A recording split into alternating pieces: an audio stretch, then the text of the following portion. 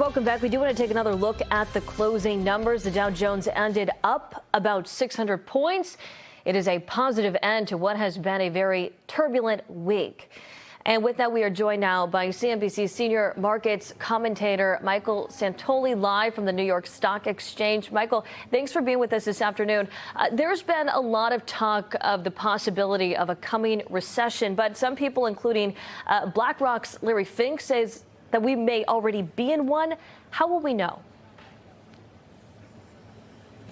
Well, the short and somewhat frustrating answer is you never know specifically in real time if we have entered a recession.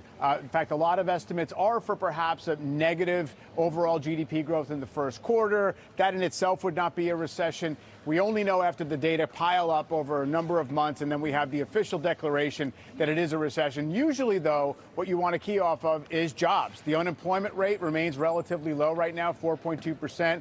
Weekly unemployment claims have remained tame. So far, we've not seen those numbers get worse. But as you indicate, there's a lot of folks bracing for the possibility that if the tariffs that have been proposed remain in effect for a while, it will really interrupt that growth path and probably cause a greater round of layoffs. Well, right now on CNBC.com, there's an article arguing that Apple is the American company most negatively impacted by President Trump's tariffs. Why is that, and how can Tim Cook respond? Yeah, that specifically would be the very high tariffs that are now on China, 145% actually. It's because Apple makes about 90% of its iPhones in China. It has a very broad and deep manufacturing supply logistics network built over many, many years. And simply those would be considered imports from China. And so you're talking about 200 million iPhones a year whose costs would go up astronomically if, in fact, it was just blanket applied tariffs on those. So what could Tim Cook do?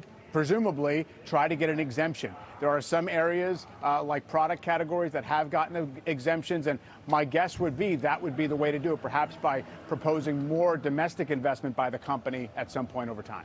Yeah, well, there has been a lot of anti-American sentiment over the past few months. International travelers, foreign companies, even, entire countries like Canada and now Denmark are boycotting the U.S. in terms of tourism and products. Talk about the effect of that.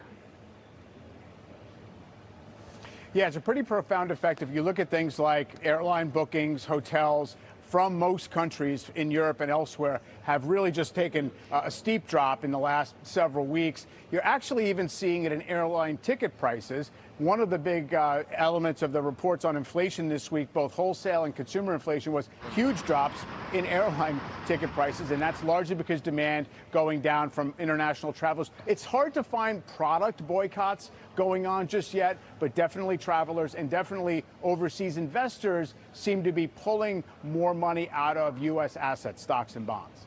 All right. Well, CNBC senior markets commentator Michael Santoli, thank you so much for your time and breaking that down for us.